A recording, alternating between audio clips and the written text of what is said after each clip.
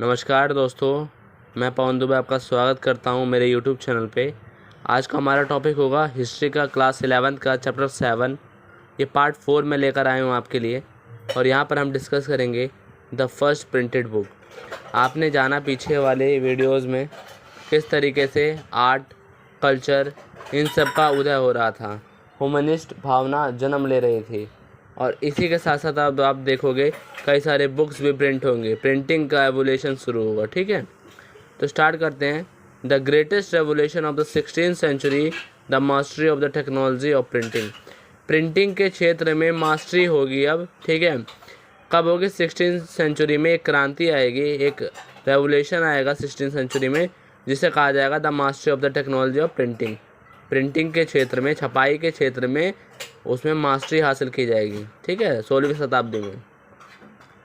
For this, Europeans were indebted to other people, the Chinese for printing technology, and to Mongols rulers, because European traders and diplomats had become familiar with it during visit to their courts। यहाँ पर बताया गया किस तरीके से अब Mongol के through आप यूरोपियंस के पास प्रिंटिंग नॉलेज, पेपरों के बारे में जानकारी पहुँचेगी। आप सभी को पता होगा कि चाइनीज़ लोगों ने पेपर की शुरुआत की, चाइना में पेपर का बनना शुरू हुआ। ठीक है, वहाँ से क्या हुआ, मंगोल्स के थ्रू यूरोपियन के पास पेपर पहुँचा। ठीक है, तो इसलिए यहाँ पे लिखा गया है Europeans were independent to the other peoples. European जो कर्जदार रहेंगे हमेशा किसके? चाइनीज़ के, कि उन्हें प्रिंटिंग टेक्नोलॉजी मिली तो किसके वजह से मिली? चाइनीज़ के लिए। ठीक है, बिकॉज क्यों ऐसा हुआ? क्योंकि यूरोपियन ट्रेडर्स और अदर डिप्लोमेट जो थे वो फेमिलियर हो गए थे। जब वो चाइना से इधर सिल्क रोड बाय ट्रेड करते थे तो वो फेमिलियर हो गए थे उस चीज़ से। यहाँ पे एक शख्स का नाम है जोनेस गटनबर्ग। ठीक है, 1400 से लेकर 1458 तक एक जर्मन व्यक्ति से ताल्लुकात रखते हैं, जिन्होंने फर्स्ट प्रिंटिंग प्रेस का आविष्कार किया। देखो, इन्होंने फर्स्ट प्रिंटिंग प्रेस का आविष्कार किया, जोनेस गटनबर्ग। ठीक है, By 1500 many classical texts nearly all in Latin had been printed in Italy। Italy के अंदर 1500 में क्या हुआ कि सारे जो क्लासिक टेक्स्ट थे सभी जो है लैटिन भाषा में प्रिंट होना शुरू हो गए। लैटिन आपको पता है, लैटिन और ग्रीक रोमन एम्पायर में दो मुख्य भाषाएं थी। ठीक है, आप पढ़ चुके हो इस चीज़ को। तो अब जो होगा सारे क्लासिक टेक्स्ट लैटिन भाषा में लिखे जाएंगे इटली के अंदर। ठीक है, प्रिंट करे जाएंगे। As printed book becomes available, it was possible to buy them and the student did not have to depend solely on lecture note। अब क्या होता था, जब यही सारी किताबों के अंदर क्या होगा, जो बाइबल का ज्ञान है, जो अन्य ह्यूमनिस्ट व्यू है, ठीक है, सारी चीज़ें मानवतावाद के बारे में लिखा जाएगा। तो अब जो होगा इसी प्रिंटेड बुक मार्केट में भी अवेलेबल होगी, उसे आसानी से ख़रीदा जा सकता होगा। और स्टूडेंट जो कि डिपेंड रहते थे लेक्चर नोट के जरिए, जैसे मान लो बड़े बड़े प्रोफेसर हैं तो लेक्चर नोट्स के जरिए वो डिपेंड रहते थे। क्लर्जीज हो गए, उनके लिए डिपेंड अब वो डिपेंड नहीं रहेंगे, अब वो डिपेंडेंसी ख़त्म हो जाएगी। यहाँ पे ideas, opinions and information move more widely and more rapidly than ever before. अब क्या होगा, जब आप किताबें देखो, किताबें ना आपके सबसे अच्छी दोस्त होती हैं। ठीक है, जो इंसान किताबों से दोस्ती कर लेता है वो कभी ज़िंदगी में अकेला नहीं रहता। क्यों? क्योंकि किताबें आपको हर चीज़ का ज्ञान देती हैं। तो वही यहाँ पे कहने का मतलब है कि जब लोग किताबें पढ़ेंगे, जब लोग नए नए आइडियाज़ को पढ़ेंगे तो उनसे क्या होगा, ideas, opinion, information move more widely and more rapidly than ever before.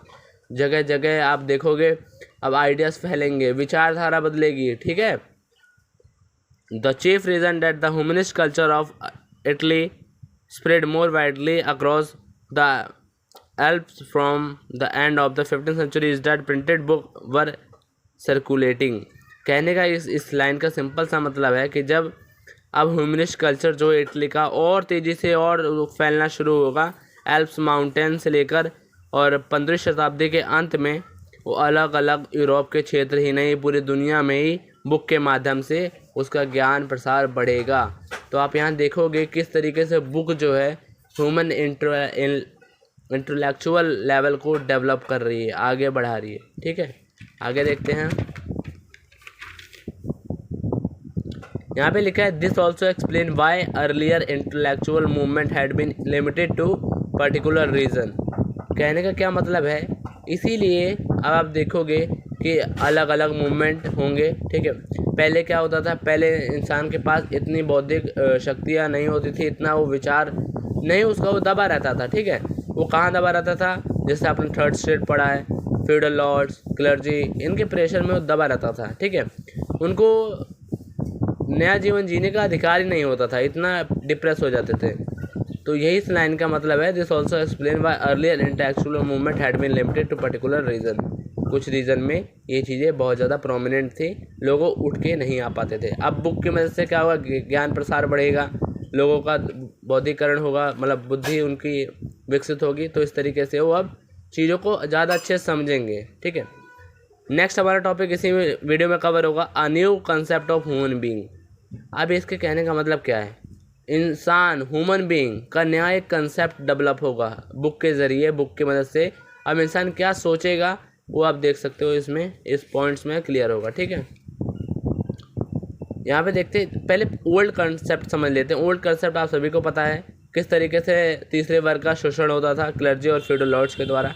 अब यहाँ न्यू कंसेप्ट को समझते हैं। One of the feature of the humanist culture was a shackling of the control of religious over human lives. Italian were strongly attracted to material wealth, power and glory. Simple सा मतलब है कि एक जो humanist culture का एक जो feature था, जो बेड़ियाँ लगी रहती थी, धर्म की बेड़ियाँ, ठीक है, जो क्लर्जी, पोप, बिशप ये सब पहनाते थे लोगों को कि आप धर्म से अलग हो गए तो आप एक अपराधी हो, आप पापी हो, वो अब हल्की होंगी, अब छूटने लगे। और जब इंसान अब धर्म से अलग होकर सोचेगा तो यहाँ पे देखिए, Italian were strongly attract to material wealth, power and glory. Italian जो स्टेट है, इटालियन के स्टेट के जो पीपल हैं, जैसे आपने देखा वेनिस और जेनोवा में, आपने पिछले वीडियो में देखा होगा किस तरीके से वहाँ पर लोग बिग मर्चेंट्स हैं, बैंकर्स हैं, लेकिन वो लोग जो है अट्रैक्ट करेंगे वेल्थ, पैसे के ऊपर, पावर के ऊपर और समृद्धि के ऊपर, ठीक है, वो लोग अट्रैक्ट होंगे। Francesco Barbero 1319 to 1454, a humanist from Venice, wrote a pamphlet defending acquisition of wealth as a virtue. अब यहाँ पे हमारे एक राइटर कह लीजिए या फिलोसोफर कह लीजिए, फ्रांसिस्को बारबेरो हैं, इनकी ये लाइफ टेन्योर है। ये ह्यूमनिस्ट, ये जो आइडिया है, जो इटालियन जो स्ट्रांगली अट्रैक्टेड हो रहे हैं मटीरियल वेल्थ की तरफ, जैसे वेल्थ हो गया, पावर हो गया, ग्लोरी हो, इनको ये सपोर्ट करते हैं। इनको कहते हैं कि इंसान को अपने जीवन के लिए वेल्थ को अक्वायर करना चाहिए, वेल्थ को बचाना चाहिए, ये उसके लिए एक प्रॉपर्टी का काम करता है, एक क्वालिटी है उसकी, ठीक है, हेल्थ अक्वायर करना। Humanism also implies that individual were capable of shaping their own life through meaning other than the mayor pursuit of power and money. अब ये एक और तर्क देते हैं, क्या कहते हैं कि ह्यूमनिज्म जो है इंडिविजुअल को अपने लाइफ जीने का अधिकार देता है, यानी कि मानवतावाद ऐसा होना चाहिए जिसमें इंसान अपने आप को शेप कर सके, अपनी ज़िंदगी को शेप कर सके अपने हिसाब से। अगर उसे पैसा और धन चाहिए, ठीक है, पैसा और पावर दोनों चाहिए, शक्ति चाहिए और नहीं चाहिए, तो ये उसके ऊपर डिपेंड होना चाहिए। This ideal was closely tied with the belief that human nature was many-sided, which went against the three separate orders that feudal society believe in. अब इसमें क्या था, पहले देखो पढ़ रहे हैं the new concept of human being, नए नए कॉन्सेप्ट क्या क्या है, ठीक है, ये कॉन्सेप्ट तो यहाँ पे लिखे। ये जो है इसका अपने आप में एक बहुत बड़ा महत्व है। कैसे, पुराने जो ओल्ड ह्यूमन बीइंग कॉन्सेप्ट थे उसमें क्या था कि थर्ड वर्गीय स्टेट को बस क्या था, एक रूलर होता था, एक वर्कर होता था और एक कौन, जो प्रेयर होता था। तो रूलर और वर्कर ये ऐसे बटे हुए थे, रूलर सिर्फ रूल करेगा, वर्कर सिर्फ काम करेंगे जो थर्ड स्टेट के होते हैं, ठीक है। अब यहाँ पर क्या कह रहे थे, this ideal was closely tied with the belief that human being nature has been many sided. हर इंसान का अलग अलग रूप होता है, हर इंसान अलग अलग साइडेड से पढ़ सकता है, देख सकता है, सुन सकता है। ये अगेंस्ट थे कौन, थ्री सेपरेशन ऑर्डर, जो 3 विभाजन हुआ था सोसाइटी का, उससे अगेंस्ट में बातें बोली जा रही थी। Niccolo Machiavelli wrote about human nature in the 15th chapter of this book The Prince. अब क्या है, निकोलो मैशियावेली ने एक किताब लिखी ह्यूमन नेचर के ऊपर 15वीं शताब्दी में, ठीक है। इन the 15th chapter of this book The Prince का जो 15वां चैप्टर है ह्यूमन नेचर के ऊपर पूरा डेडिकेटेड है, ठीक है। और ऑथर के नाम क्या है, निकोलो मैशियावेली, ठीक है। क्लियर है, द प्रिंस बुक याद रखेंगे, क्वेश्चन बन सकता है इस पर। तो ये कुछ नए कंसेप्ट हैं, ठीक है, नए कंसेप्ट जो ह्यूमन बीइंग में आए, ठीक है। और यहाँ पे हमने यहाँ पे डिस्कस किया किस तरीके से पहला जो है प्रिंटिंग बुक आया है, ठीक है। तो उम्मीद है गाइस आपको ये चैप्टर समझ आया होगा। आगे और चैप्टर की वीडियो आती रहेगी। धन्यवाद।